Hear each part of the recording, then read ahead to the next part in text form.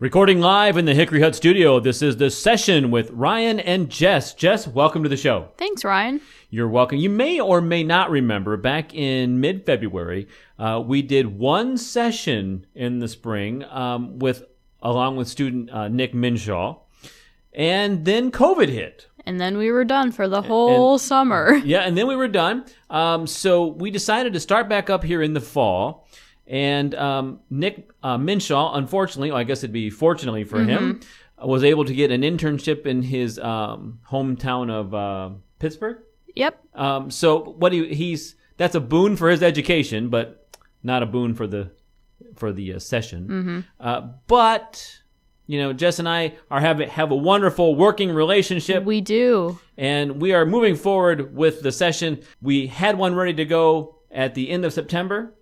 And then we went remote for 2 weeks, and it kind of got put on the back burner. So here we go. Third time is a charm. We're back now, stronger than ever. We are back and stronger than ever, and we are ready to bring you a session that will not be cursed, regardless of Halloween. Yeah, regardless.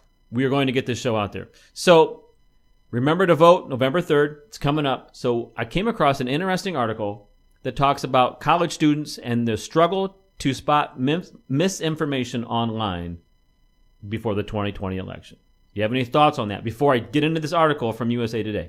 The first kind of question I have about that is, well, one of two things. One, are people taught formally how to spot misinformation on like political stuff and world issues? Because I know I'm taught how to see a reputable source when I'm writing an academic paper. But when it comes to more politics and cultural things that are more fluid, like, are people really taught how to do that?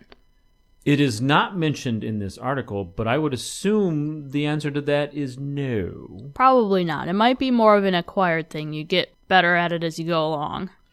I mean, as I read the headline, and as a person of a certain age, we won't get into the age number, but as a person of a certain age, as a person who voted for Lincoln, wait, that's stating myself. But I can tell you that, I still fall for advertisements. I still fall for some things, I don't think that age plays a factor into it. And I was never educated about what and what not to find. And I'm sure, there wouldn't be a need for this article if there was that education. So I think probably to answer your question, no. Were you ever educated to spot fake news? I wasn't formally taught. I wasn't sat down and said, this is how you spot fake news. I was more kind of picked it up as I went along and was able to pick up which sources may or may not be credible or which information just looks spotty. So somebody didn't sit next to you and as you opened up a certain website, smack your hand? No, that is not good information. Contrary to popular belief, no, that's not how that happened. And now you said it was a two-part question. Do you remember your second part? That sometimes people may recognize information that they think is false, but that confirmation bias where they think it aligns with their beliefs and their morals, which is perfectly fine. They don't want to believe something that may misalign with it, and they may not want to change their opinion, which is perfectly okay. It takes a lot to change someone's opinion.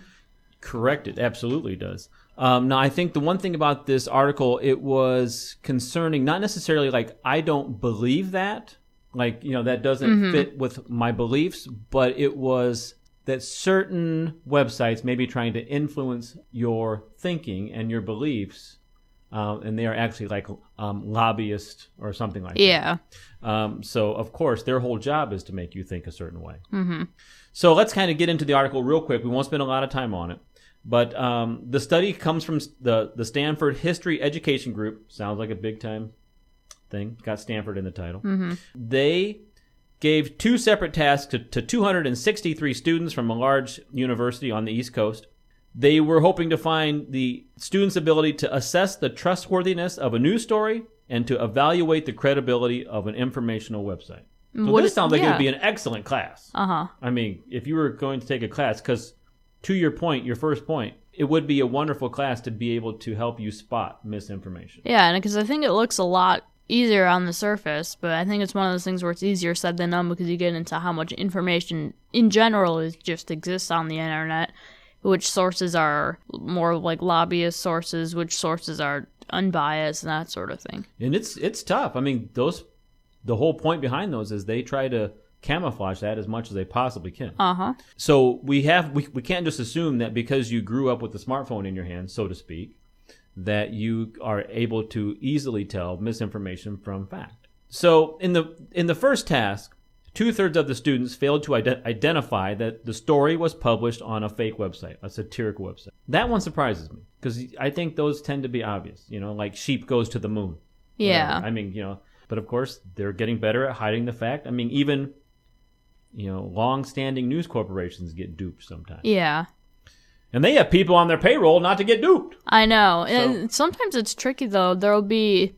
Maybe the headline won't necessarily say something that's tricky. Maybe it looks fairly neutral, but then the content of it is fairly biased, and you may or may not be able to tell, like, oh, this isn't right, or this is from a source that's more biased, or it's a lobbyist source. Yes. And that goes right on to, in the second task, more than 9 in 10 students. That's 90%. Mm-hmm. I just did that on the top of my head. I'm proud of you. I don't normally like to brag. Failed to realize that a website purporting to provide unbiased information on the minimum wage had actually been established by a public relations firm funded by an interest group of restaurants that opposes the increase to the minimum wage. Man, what a mouthful. What a mouthful. So you can play that back a few times if you need to.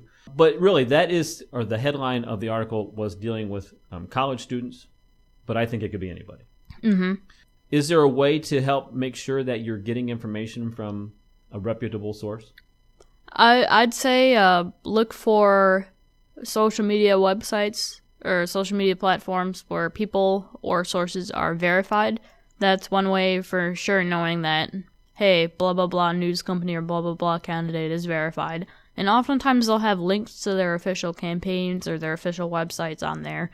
And even if you just type into Google, like blah, blah, blah's official website, it'll be like one of the first few options that pops up. Yeah, I think the search or social giants try to make sure that if it's official, it's the only official. Mm-hmm. I mean, that's because that is becoming more and more important. So really what the key was, and this goes to what Jess was saying, is in many cases, the students did not visit any other websites to validate the information. So they just chose to trust the single source of information. And I think that goes to your point. Yeah, I think that could be dangerous. I mean, I don't doubt that sometimes that stuff that where they first see on those first websites they look at is true, but that's pretty loaded. Yeah, absolutely. So before you vote on November 3rd, assuming you haven't voted already, make sure that you go to more than one source to make sure you're voting the way you want to vote. Mm-hmm. However that may be, it is your choice. But gosh, I cannot talk all of a sudden. It is important to vote because if you don't vote, I don't want to hear you complain about it. Mm-hmm. There you go. A nugget of information from the session before you vote on November 3rd. Any last words about any sage advice for anybody else? Just make sure to vote. It's really important to vote. Spoken from a college student. Yep. Our future, right there. Mm-hmm. This has been the session with Ryan, and this has been the session with Jess. Thanks for hosting with me, Ryan. Absolutely. This is the show that will not be cursed. See you next time. Bye.